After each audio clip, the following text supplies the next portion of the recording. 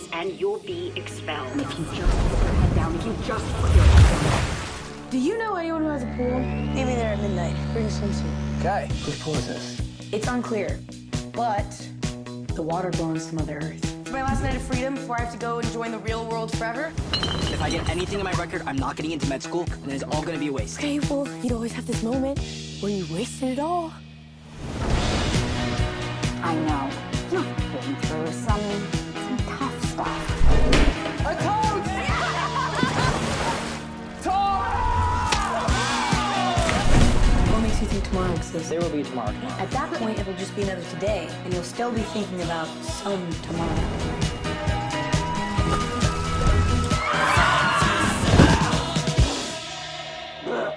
I think we should all quit while we're ahead. Even if you don't get caught, you're just gonna get expelled from school. What's wrong with me?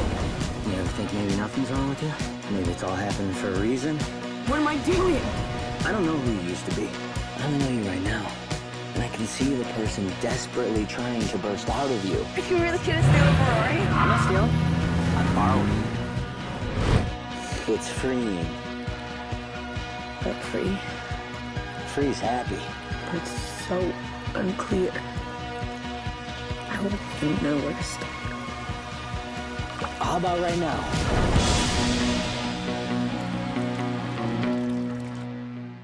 Ladies and gentlemen, boys and girls, children of all ages, we're so happy to have you with us here for their new film Pools, which debuts September 5th.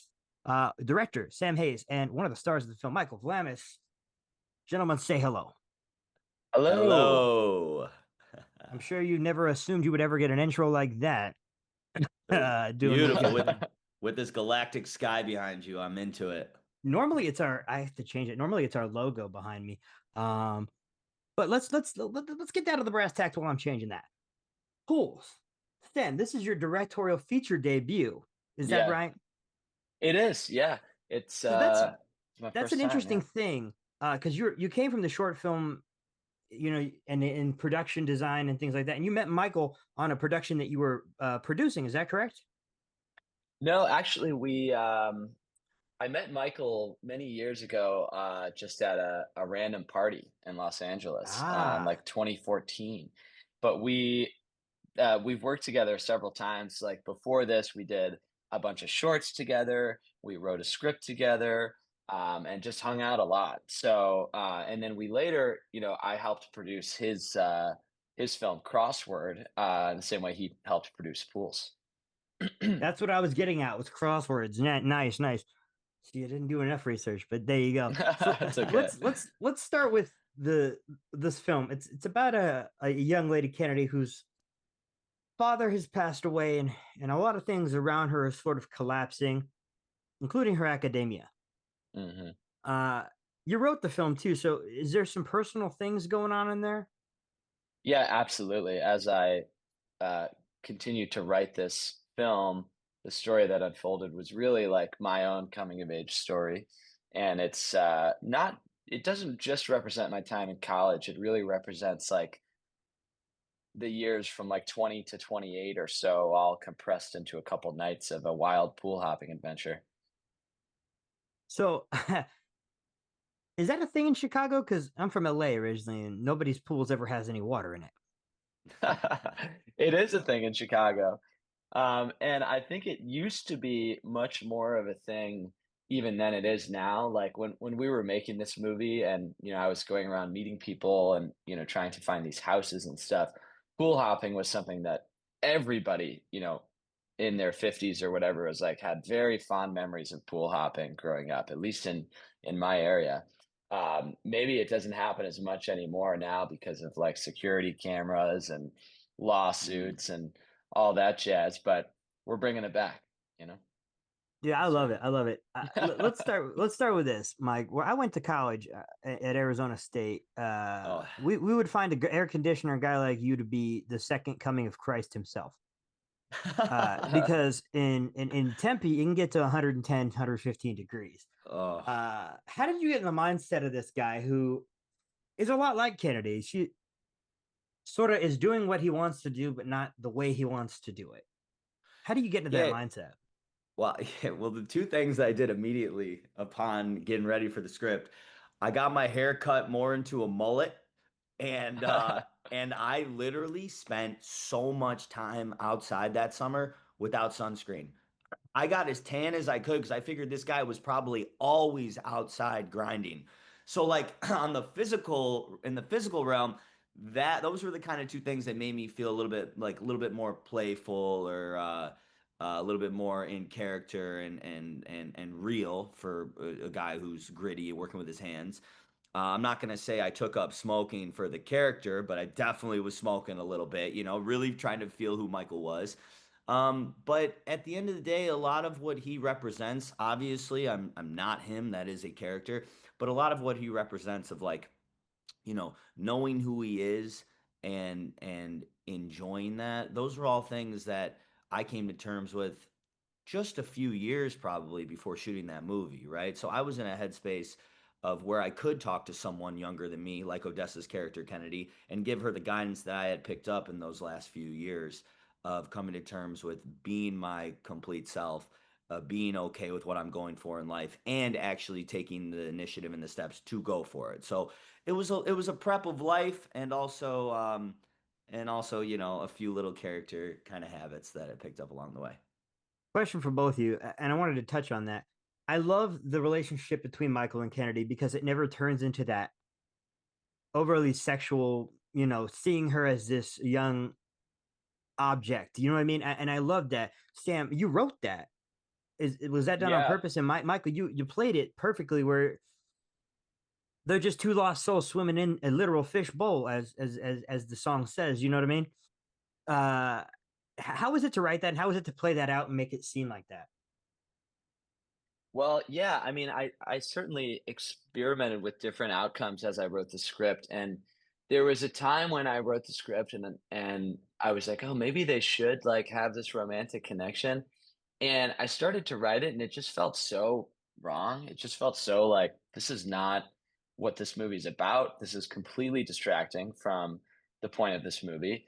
And it was almost like I felt the need to lean into this coming of age trope that everything has to end with like some sort of romance. And it's like, no, romance has nothing to do with the story.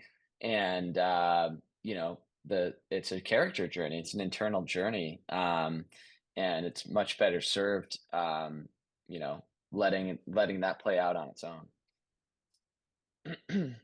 Yeah, and I think so much of the time in life, people, especially men, I think are actively pursuing women or partners, whoever they're interested in, and they're doing it in a lot of times people can do that in a pushy way. And I think the times that you connect the most are just when you're organically being yourself. I remember learning that as a kid. All the girls I liked didn't like me back at all, and then started understanding, oh, if I'm myself and I'm not trying for some kind of like goal of hooking up with someone or getting them to like me or something, they always liked me more, right? So I think in a situation, whether you're trying to just befriend someone or date someone, whatever it may be, being yourself is the most interesting aspect. And these are just two people that are comfortable being themselves around each other. And it just so happens to create a little bit of romantic chemistry. But at the end of the day, it's not what it's about. It's just two people existing and enjoying each other and learning from each other.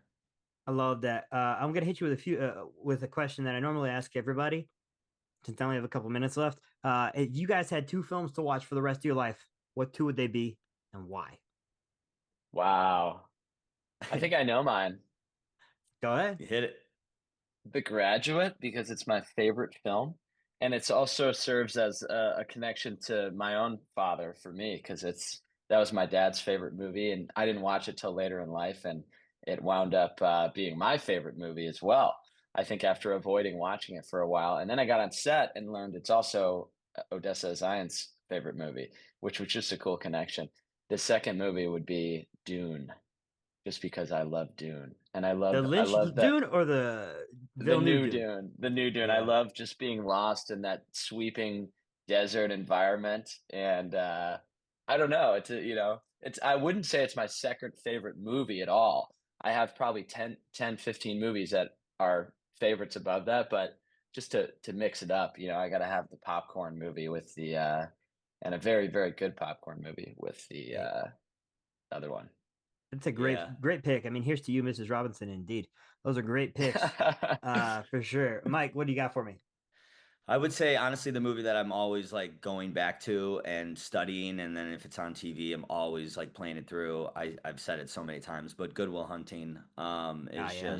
it's the underdog story too, and I'm such a sucker for that in the same way that the other movie, I'm obsessed with Good Will Hunting and Moonlight since it came out. I've been obsessed with Moonlight to the point where I shot on the same camera package, same camera, same lenses as Moonlight for the movie that we made together, Crossword.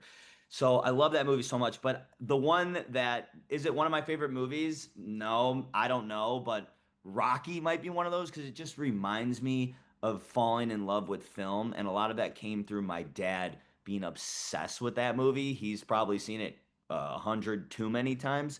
But this idea that film can bring you together like a father and son, right? Or family Mm. in general, or all these different people from different walks of life can come together. And I felt that with Rocky as a kid, bonding with my father watching that. So, that's a special one for me, big time. I love that. For the record, my dad's favorite movie is Oliver Stone's Salvador, which is a great film. Hey, of But course. that's because Yeah. that's where he's from. So like he Yep. was like, yeah, that's the reason I had to move to this damn country in the first place because of that stuff. So Yeah. different meaning, but my dad was like very much like the Chuck Norris action guy. So he wasn't into The Graduate. He wouldn't understand that. And Rocky was a little even too high art for him. But Yeah, yeah, so yeah. the fact that I ended up here is just kind of an incredible arc of weirdness. Uh, Gentlemen, this movie comes out September 5th. Nationwide? Yeah, nationwide. Nationwide. So you can see it at a theater near you. Make sure you do because I thought the movie was excellent. There's some amazing performances that Sam manages to get out of his great actors. Odessa Zion is amazing and everything. Although I have to ask her how weird it is to get yelled at by Bobby Hill every day. Um, her mom is Pam Adlin. Mason Gooding is fantastic.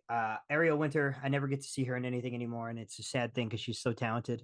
I want to see her in more stuff. Obviously, Michael, you're killing it. And we know the reason you didn't fall in love with Kennedy was because you're really, really, really into Dale's wife, Susie.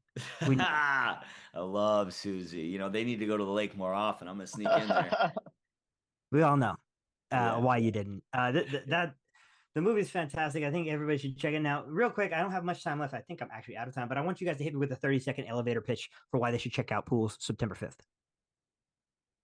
Um, well, I think it's your last chance to milk the summer for all it's worth. And, why not take a refreshing dip into a coming of age story that may serve as a mirror you get to hold up to your own progress as a human being? Works for me. That's a pretty good pitch. Michael, can Damn you beat right. That's that?